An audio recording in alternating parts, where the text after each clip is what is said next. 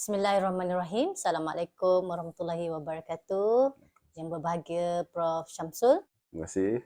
apa khabar? Alhamdulillah. Alhamdulillah. Okey.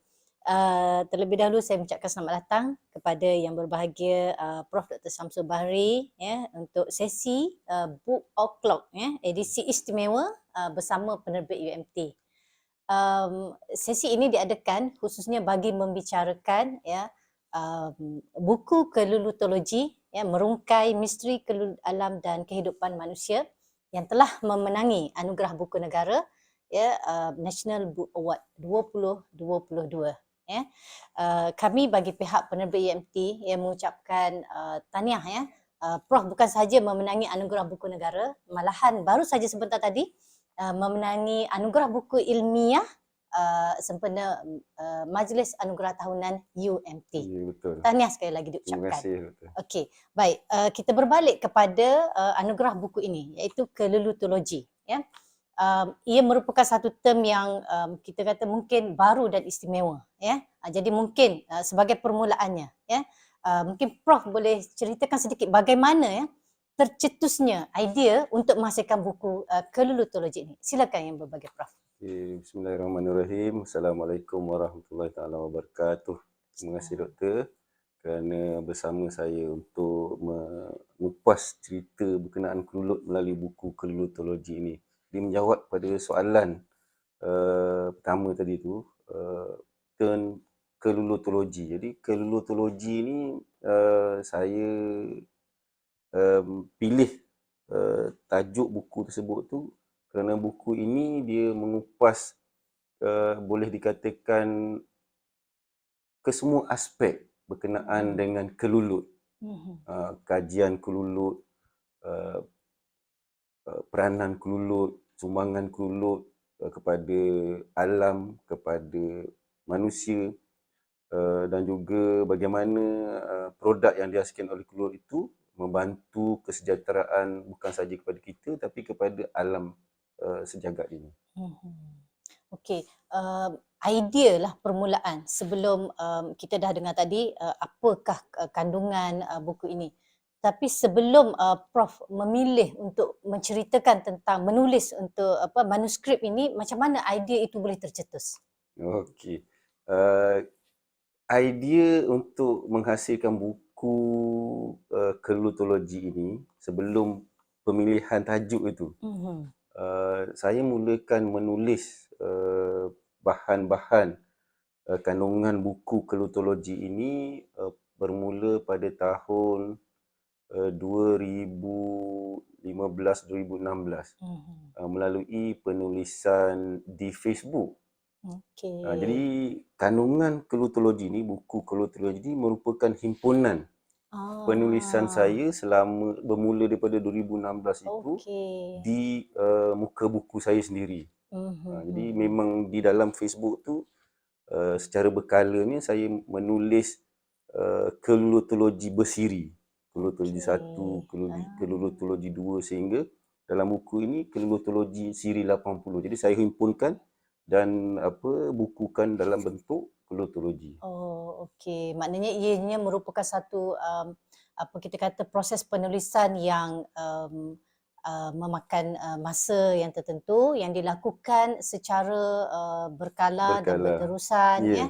Dan juga mungkin berdasarkan kepada bidang kepakaran Prof lah juga berserta dengan memang tumpuan penyelidikan Prof. Betul. Penulisan kelutologi dalam Facebook itu bukan sahaja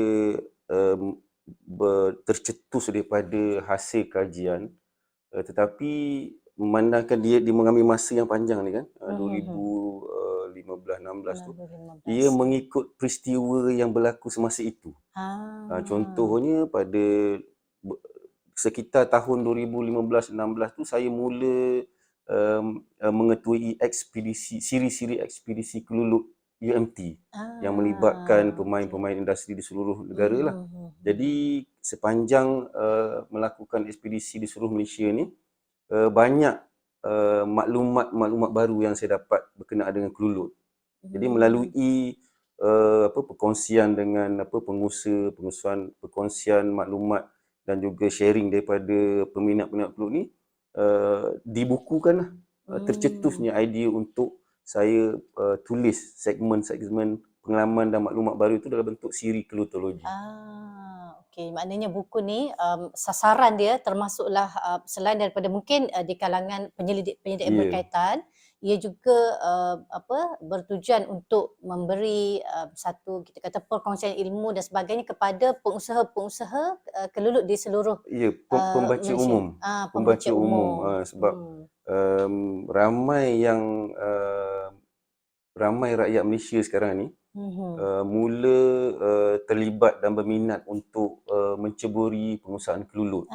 Jadi saya nampak di situ ada vacuum pelompangan maklumat. Jadi itu antara juga dorongan untuk saya mula menulis dan berkongsi ilmu melalui penulisan yang tidak berat ke arah akademik. Jadi lebih umum. Lebih umum. Sebab kalau penulisan-penulisan yang kita kata terlalu akademik sangat, mungkin kita kata dari segi pembaca tu agak terhad lah. Ya, betul. Ya, betul. Jadi dia disesuaikan dengan untuk kategori kita kata masyarakat yang pelbagai lah. Ya, betul. Ya, betul. Okey. Untuk makluman semua juga buku ini adalah penerima anugerah pengajian tinggi dalam kategori buku umum terbaik alam semula jadi dan juga penyelidikan sempena persidangan buku antarabangsa dan Expo Buku Malaysia yang diadakan di UPM baru-baru ini. Okey, tadi Prof dah bercerita tentang sedikit ringkasan tentang buku dari segi bagaimana ianya tercetus saya difahamkan juga sebenarnya Prof telah memenangi anugerah sebelum ini Jadi sebenarnya macam mana mungkin untuk kita kata panduan lah kepada penulis-penulis sana, sebenarnya macam mana kita dah menghasilkan satu buku yang berkualiti dalam masa yang sama berkaitan dengan bidang kepakaran kemudian dapat dimanfaatkan oleh masyarakat umum Jadi macam mana sebenarnya kita nak apakah step ataupun langkah yang perlu diberi perhatian dalam kita nak menulis, sebab menulis ni bukan benda yang mudah. Ya, betul. Jadi mungkin Prof boleh berkongsi sedikit. Okey, saya memang minat menulis. Memang saya suka menulis, maknanya berkongsi apa pengalaman kita pada orang lain. Sebelum tu saya tulis blog. Tiap-tiap hari saya tulis blog. Habis era blog, Facebook. Jadi saya menulis. Jadi menulis ni bagi saya memang seperti yang doktor cakap tadi tu bukan perkara yang mudah lah. Apa yang saya lalui untuk menghasilkan satu buku ni, yang saya rasa pertamanya kita perlu ada kegairahan, passion tu. Kita gairah terhadap bidang yang kita minati tu. Jadi saya menulis satu bidang yang saya sendiri minat, iaitu kelulut. Jadi okey, dah ada minat kan, minat dan juga gairah nak menulis ni, bidang kita ni. Jadi untuk menulis tu memang satu cabaran lah juga, sebab kita untuk menulis ni satu bagi saya yang perlu ada kepada setiap bakal penulis atau penulis yang ingin menghasilkan buku ni adalah disiplin. Jadi kita tak boleh nak menulis tu kata kita nak duduk di satu tempat yang indah, nyaman, ambil 2-3 hari nak menulis, memang takkan jadi satu buku. Jadi apa yang perlu kita buat, kita mesti mendisiplinkan diri kita, cari masa mana yang kita rasa boleh tulis. Contoh dia selepas main subuh. Masa main subuh, tiap-tiap pagi tu tulis satu lembar. Paksa diri kita untuk menulis. Macam mana pun tulis juga apa yang idea. Tak perlu cantik pun penulisan tu, tapi just tulis poin-poin yang kita nak tulis tu, tulis. Esok satu lembar lagi. Hari berikut ni tulis je, disiplin. Lepas kita dah ada rangka tu, barulah kita nak cantikkan tu, tak apalah kemudian kan. Itu yang saya rasa ciri-ciri ataupun faktor yang perlu ada lah untuk menghasilkan satu buku. Mungkin buku tu tak adalah buku tu yang yang boleh memenangi anugerah, tapi untuk menghasilkan satu buku, pertama tu kita sendiri mesti gairah, passion terhadap bidang yang kita nak tulis tu. Macam seperti contoh saya ni, saya minat kelulut tu. Jadi dengan banyak maklumat ni saya merasa saya perlu berkongsi. Jadi keinginan nak berkongsi tu tinggi, gairah. Kedua, disiplin lah tadi tu. Disiplin tu cari masa yang kita rasa sesuai. Mungkin saya pagi ataupun malam selepas isyak contoh dia. Cari masa, tak perlu lama. Maknanya satu kali menaip tu mungkin satu muka surat, mungkin satu perenggan. Tapi benda tu kena disiplinkan berulang-ulang. Sebab saya rasa saya sendiri pun kalau kata nak cari hari Jumaat, hari Sabtu kita nak duduk menaip satu chapter, jarang boleh jadi satu chapter. Sebab kita pun banyak tanggungjawab lain kan, dengan kerja, dengan keluarga. Jadi yang saya rasa paling munasabah dan praktikal, disiplinkan diri, cari masa yang sesuai dengan kita, tulis sebanyak mana, satu paragraf, satu muka surat, siapa yang rajin sikit, 2 muka surat, dah cukup. Jadi benda itu bila ulang-ulang, siaplah satu buku. Yelah, disiplin, konsisten. Konsisten, ya. Istiqomah, ya betul. Macam contoh saya sekarang ni, kalau kulturologi ni memang saya disiplinkan dalam Facebook tadi. Saya pastikan setiap bulan saya buat kulturologi satu minggu. Minggu depan ada lagi peristiwa yang mencetus ilham tu, maklumat baru saya tulis post dalam Facebook kulturologi 2. Jadi bila kita buat tadilah istiqomah, berdisiplin tu, cukuplah kulturologi 80 masa itulah, 80 combine kan dapatlah kulturologi. Satu idea yang baik lah, sebab kadang-kadang yalah kita alasan yang paling kuat lah untuk tidak menulis, kita kata tak ada masa. Tak ada masa, ya betul kan? tu. Sebab duduk kat office contoh 8-5 balik, yalah kita letih apa semua betul, kan. betul, Tapi betul. kalau kita jadikan benda tu satu, apa kita kata, jadi habit kita, betul. maksudnya macam kalau tak menulis satu hari tu rasa macam ada saja Ada yang tak kena, tak cukup tu kan. Betul. Ya. Tak banyak pun tak apa. Kan konsisten tu sangat penting, disiplin ya. Ya, betul. Yalah, bayangkan kalau satu hari satu muka surat, sebenarnya 30 hari dah dapat 30. Sebenarnya macam begitu kan. Betul.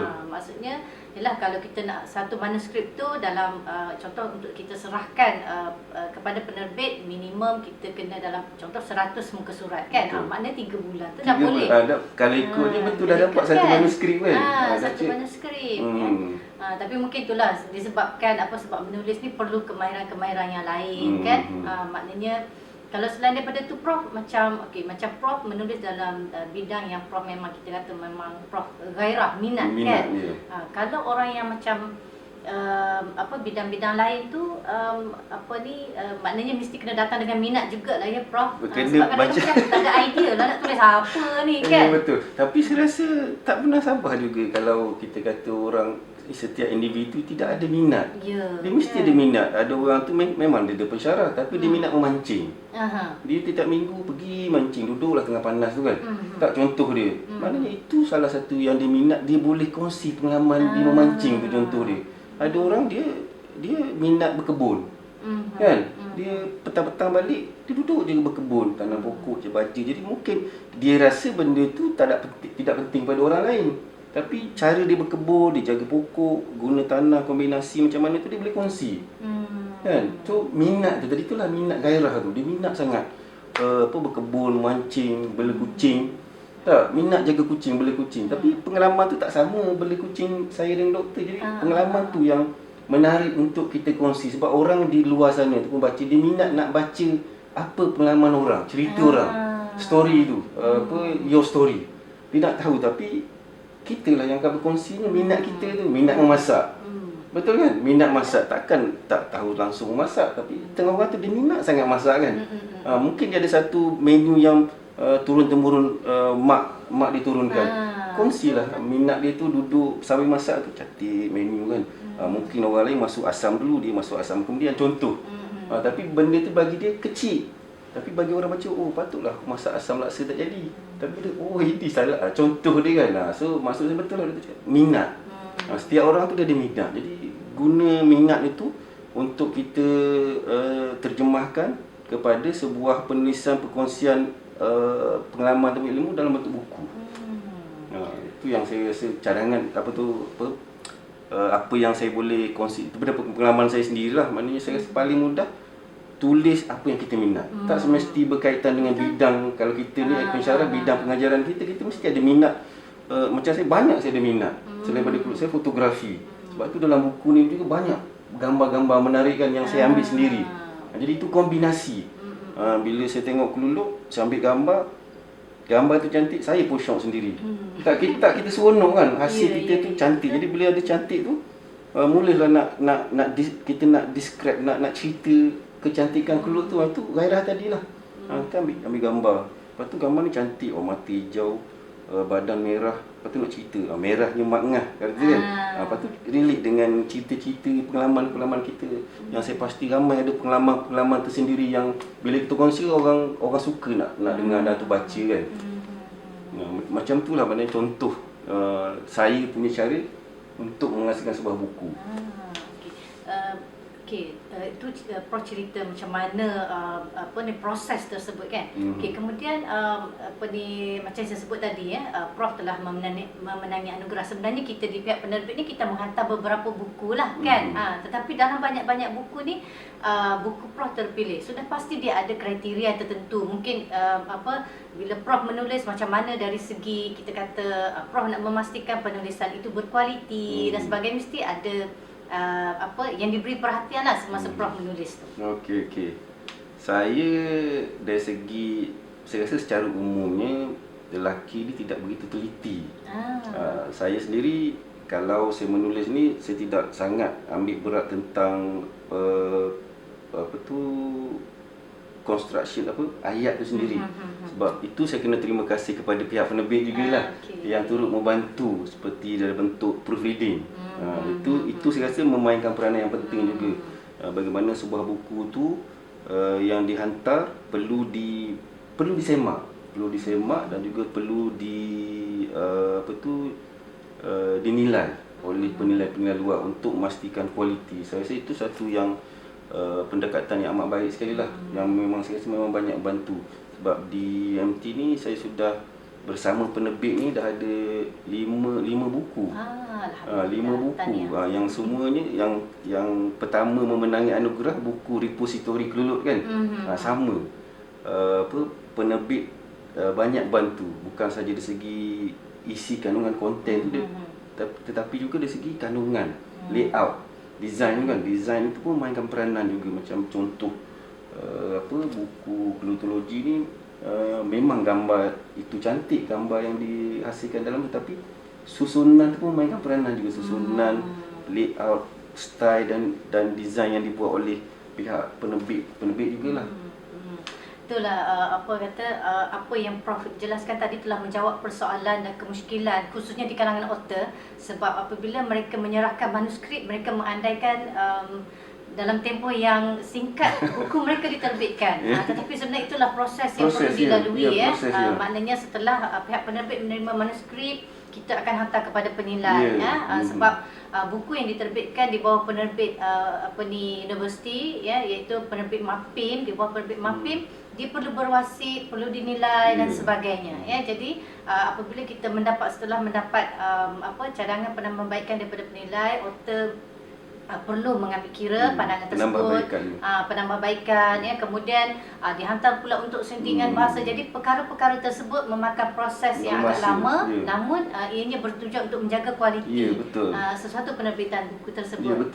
Dan Prof sangat sabar untuk melalui proses-proses tersebut. Memang saya mengharapkan pun bantuan daripada penerbit seperti cerita tadi. Saya mungkin saya generalize lelaki ni kurang teliti, jadi memerlukan bantuan dan suntikan penambahbaikan daripada pihak penerbit tu lah. Memang saya amat berterima kasih lah kepada penerbit daripada awal kelibatan saya dalam penulisan ni sehingga sekarang. Memang saya yakin lah dengan sokongan dan juga bantuan diberi oleh pihak penerbit untuk memastikan buku yang dikeluarkan oleh penulis-penulis UMT ni berkualiti. Okey, baik tadi Prof dah cerita dah